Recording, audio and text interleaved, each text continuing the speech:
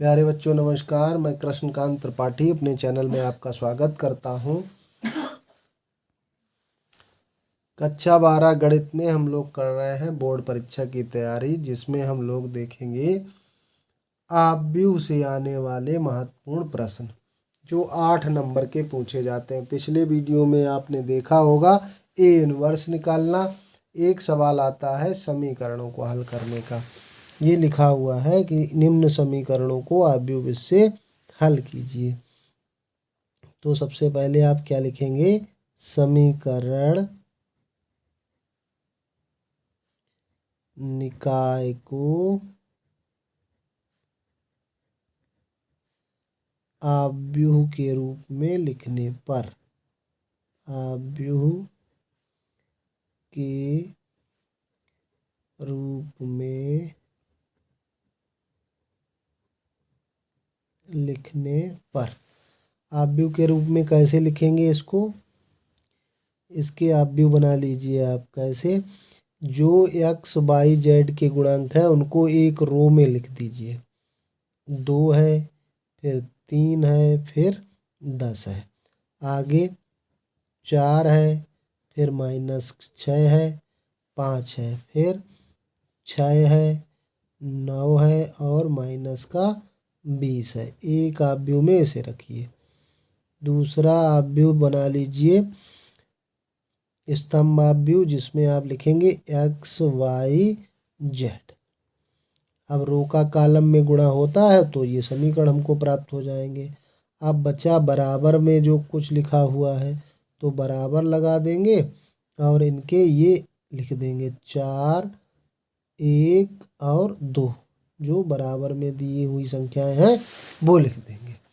तो I hope ये तो आप कर लेंगे। ये तो सरल ही है।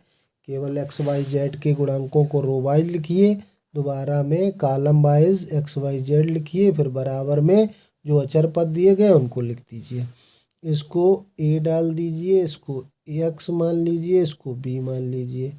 अगर x बराबर लेंगे तो a उधर जाएगा, तो a इनवर्स b निकाल लेंगे। इसको समीकरण 1 डाल देंगे। अब हम लोगों को a इनवर्स ज्ञात करना है, जो पिछले वीडियो में हमने देखा था। तो ए इनवर्स के लिए सबसे पहले सारणिक ए का मान ज्ञात करेंगे। सारणिक ए का मान, यही जो आव्यूह लिखा हुआ है इसको सारणिक में बदल देंगे। 4 -6 5 6 9 और -20। इसका पहली पंक्ति के सापेक्ष प्रसार करेंगे तो 2, फिर क्या आएगा? ये छूट जाएगा। ये 20 छंगा 120 -9 पंचे 45। फिर बीच वाली संख्या माइनस में लिखते हैं 3, फिर ये छूट जाएगा। ऊपर वाला 20 चक्कू 80 माइनस का 80, फिर बीच में माइनस 6 पंचे 30 हो जाएगा। और फिर अगली संख्या फिर प्लस में लिखेंगे।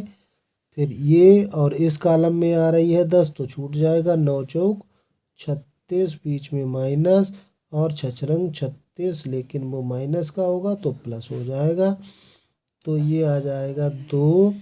120 से 50 जाता तो 70 बच जाता, ये 75 बच जाएगा। -3 80 30 110 हो गया और 36 दूना हो गया 72।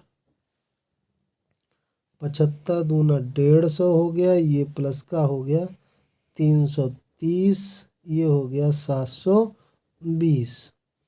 तो ये आ गया 7 3 10 1050 1100 और 1200। ये आपका आ गया 1200, हमको ज्ञात हो गया। इसके बाद हमको क्या करना है?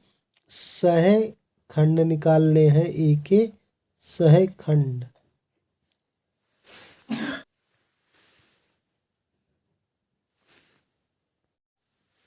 ए के सह खंड कैसे निकालते हैं? A11 मतलब पहली रो पहला कॉलम, तो ये जो आती है संख्या को छोड़ के जो अंदर आया वही आएगा आपका 75। फिर A12 यहाँ माइनस लगा दीजिए और ये माइनस का 110 आया था तो प्लस का 110 हो जाएगा। A13 ये 3672 आया था। ये तो पहले से इसी प्रकार इससे लिख लीजिए। A21 अब यहाँ देख लीजिए दूसरी रो पहला कॉलम -20 दिया -60 हो गया और माइनस का 90 तो कितना हो गया माइनस का 150। अब 21 का जोड़ कितना है 3 है तो यहाँ माइनस और होगा तो प्लस हो गया।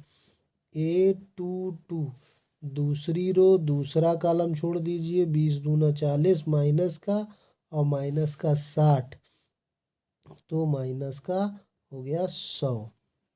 A23 दूसरी रो तीसरा कॉलम छोड़ दीजिए 9 दूनी 18 और माइनस 18 तो ये हो गया 0।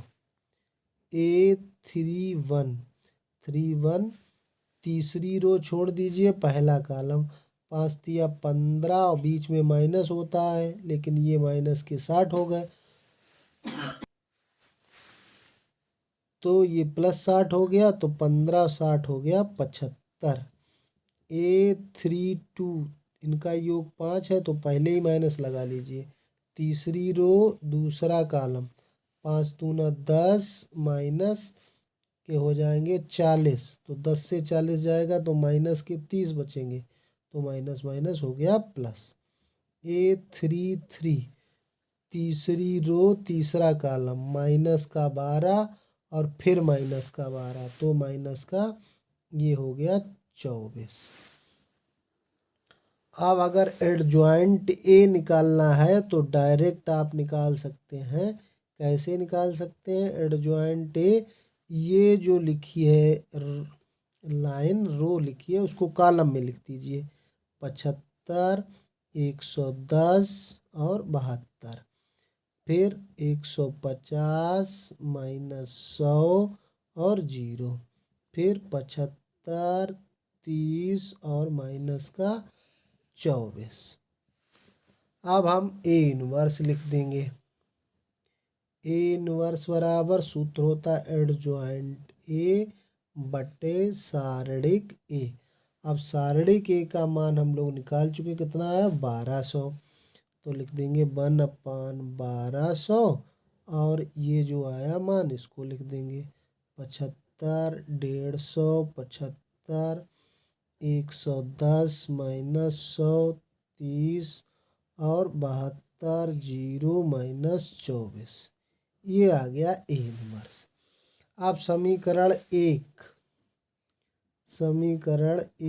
में मान रखने पर ए इनवर्स का मान रख देंगे तो वहाँ क्या था कि x बराबर ए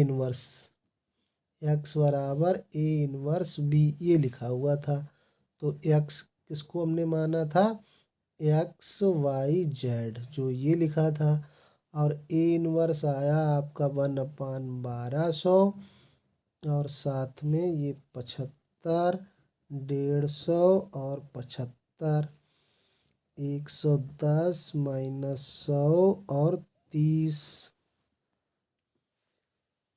72 0 -24 और इसके साथ बी लिखना है और बी हमने किसको माना था 412 को तो यहाँ पे लिख देंगे साथ में 412। अब इनका गुणा कर देंगे तो 1/1200 ये तो पहले लिखा है ये तो रहेगा। अब गुणा कैसे करते हैं पहली रो का कॉलम में यहाँ एक ही कॉलम है